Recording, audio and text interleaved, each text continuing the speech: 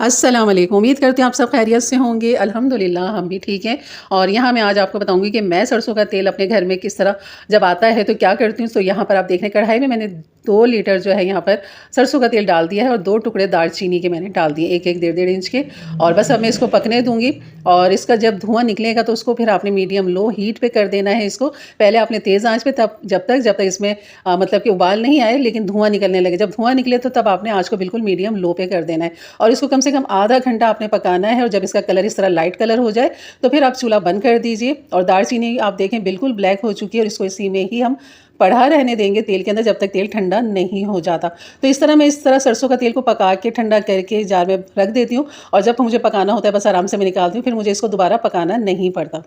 تو یہ سرسوں کا تیل ابھی کچھ ٹائم سے ہی میں نے سٹارٹ کیا ہے کیونکہ ہم اپنا دیسی طریقہ اپنے سرسوں کا تیل کا استعمال کریں، جبکہ یہ بھی اس سے کم بجٹ میں یہ ہمیں پڑتا ہے اور بہت فائدہ مند ہے۔ سرسوں کا تیل آپ کے بالوں کے لیے، آپ کی جلد کے لیے بہت ہی اچھا ہے، آپ کی اسکن کے لیے بہت اچھا ہے۔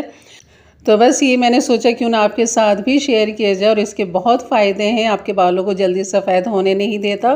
اور یقین کریں بہت ہی لاجواب رہتا ہے اور اس سے خوشبو، ذائقہ، فلیور کھانوں میں مزید بڑھ گیا ہے۔ تو مجھے اس کا بہت زیادہ فائدہ ملا تو سوچا آپ کے ساتھ ضرور شیئر کروں۔ اور دوسری ریسیپی جو اس کے ساتھ میں آپ کو دے رہی ہوں وہ ہے ادرک لہسن کا پیسٹ۔ بہت سارے آپ نے یہ چینل پہ دیکھے ہوں گے کہ ادرک لہسن کس طرح پیسا جاتا ہے اور کیا وہ ڈال رہے ہوتے ہیں۔ آپ کو بالکل سیدھا سمپل سا میں طریقہ بتاؤں گی اور بالکل آپ کو چھلا ہوا لہسن لینے کی ضرورت نہیں ہے اور نہ ہی اس لہسن کو آپ کو چھیلنے کی ضرورت ہے۔ بس یہی میری اس ویڈیو کے اندر ہے کہ آپ کے لیے آسانیاں پیدا کی جائیں اور آپ کو آسان طریقے سے سکھایا جائے۔ تو بس جیسے ہی بازار سے آپ لے کر آتے ہیں اس طرح تھیلی میں اور اس طرح آپ نکالیں اور اس کے بعد آپ اس کا جو اوپر کا چھلکا ہے نا بس آپ نے یہ نکالنا ہے، باقی جو لہسن کی کلیاں ہیں ان کو آپ نے الگ کر دینا اس طرح۔ تو یہ میں نے جو وزن لیا ان کا 1 پاؤ لہسن ہے اور 1 پاؤ ادرک ہے۔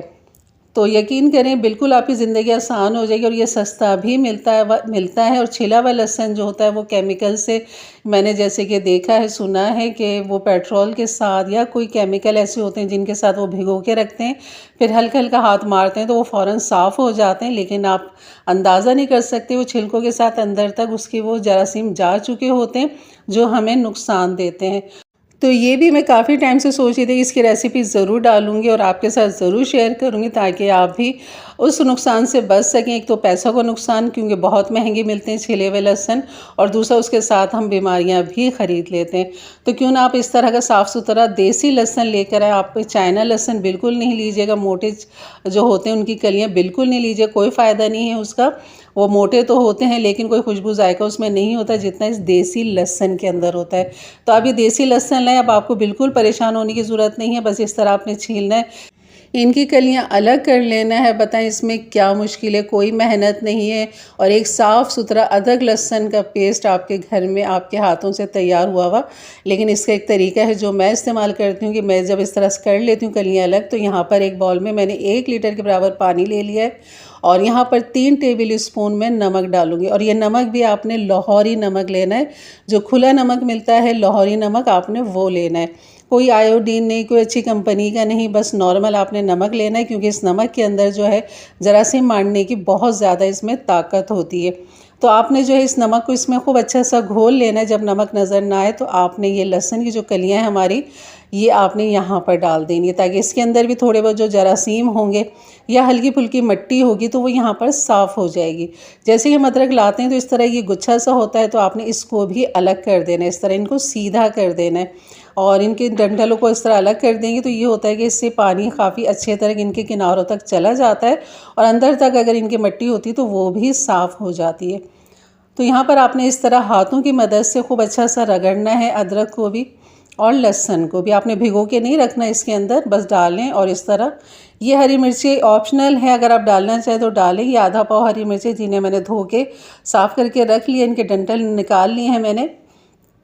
اور یہاں پر جو ہے ہم ادرک کو نکال لیں گے، لہسن کو بھی یہاں سے ہم نکال لیں گے اور بس یہ خوب اچھے سے دھل کر پانی کا آپ رنگ دیکھ سکتے ہیں، کافی اچھا میلا میلا سا پانی ہے، جبکہ ادرک پہ اتنی مٹی نہیں تھی، لہسن میں نہیں تھی، لیکن کہ کہیں نہ کہیں کناروں پہ موجود ہوتی ہے۔ تو اس طرح آپ نے نمک کے پانی سے لازمی آپ نے دھونا ہے۔ تو اب یہ بہترین صاف ستھرے ہمارے ادرک لہسن ہو چکے ہیں۔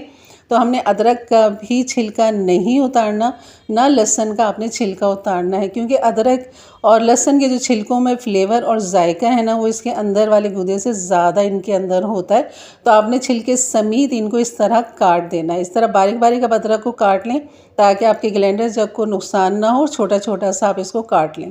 اس طرح ادرک کو۔ لہسن تو آپ نے ایسے ہی رکھنا ہے، کلیوں کو یہ ویسے ہی پیس جائیں گے، لیکن ادرک کے آپ نے چھوٹے چھوٹے اس طرح ٹکڑے کر لینے۔ تو یہ ہے بہترین سی ریسیپی آج کی، آپ کی یقیناً آپ کے لیے فائدہ مند ہوگی۔ جیسے کہ بقرعید آ جائے گی تو آپ نے ادرک لہسن اس طرح بنا کے سیو کر کے رکھ سکتے ہیں۔ ہری مرچیں میں نے یہاں ایک پاؤ ادرک لہسن کے ساتھ آدھا پاؤ ہری مرچ لیے، موٹی والی جو یہ پھیکی ہوتی ہے لیکن تھوڑا ذائقے فلیور والی ہوتی ہے، تو بس میں نے یہ لے لی۔ یہ آپشنل، اگر آپ ڈالنا چاہیں تو ڈالیں۔ تو میرا یہ کہنا ہے کہ ہم ادرک لہسن ہمیشہ نمکین چیزوں میں، کھانوں میں استعمال کرتے ہیں، میٹھے میں تو نہیں کرتے، تو اس وجہ سے میں اس میں ہری مرچ بھی ڈال دیتی ہوں تاکہ اس میں اس کا فلیور ہمیں مل جائے۔ ساتھ ہی میں نے ہاف کپ اس میں پانی ڈالا ہے، ہاف ٹی اسپون نمک ڈالا ہے بس۔ تو وہی لاہوری نمک میں نے ہاف ٹی اسپون ڈالا، اس کو ہم باریک پیسٹ بنا لیں گے، خوب اچھا سا باریک پیس لیں گے۔ اور آپ یقین کریں آپ کے شوربے والے سالن میں کوئی ان کے چھلکے تیرتے ہوئے نظر نہیں آئیں گے، بلکہ نظر ہی نہیں آئیں گے، کیونکہ خوب اچھے سے یہ پک جاتے ہیں، یہاں بھی پیس چکے۔ اور جب ہم انہیں پکاتے ہیں کھانوں کے ساتھ تو یہ اس ٹائم بالکل ہی حل ہو جاتے ہیں، بالکل آپ کو نظر نہیں آئیں گے۔ اور اس کی کوانٹٹی آپ کو وہی ملے گی، وزن جو آپ لے کر آتے ہیں، یعنی کہ ایک پاؤ ہے تو یہ آدھا کلو خوب اچھا سا تیار ہو گیا، بلکہ اس سے زیادہ تیار ہو گیا، کیونکہ آدھا پاؤ ہم نے ہری مرچیں ڈالی ہیں اور تھوڑا بہت اس میں پانی بھی گیا ہے، تو اس کا بھی اچھا خاصا وزن ہے، تقریباً یہ 1 کلو سے تھوڑا کم ہی ہوگا۔ تو یہ کافی اچھا خاصا ادرک لہسن آپ کے پاس یہ پیس چکا ہے، تو اس کو آپ سیو کر کے رکھ سکتے ہیں نیچے آپ کی فریج میں۔ آپ چھوٹے سے ڈبے میں اس کو ڈال کے رکھیں، باقی جو ہے آپ بچا کے فریزر کر لیں، چھوٹے چھوٹے سے پیکٹ بنا لیں، یا پھر آپ ان کے کیوبز بنا کے اوپر فریزر میں سیو کر لیں۔ تو یہ تھی میری آج کی ریسیپی، اور یہ تھی تھوڑی سی ٹرک کہ میں کیسے اپنے گھر میں ادرک لہسن پیستی ہوں، سرسوں کا تیل کس طرح استعمال کرتی ہوں۔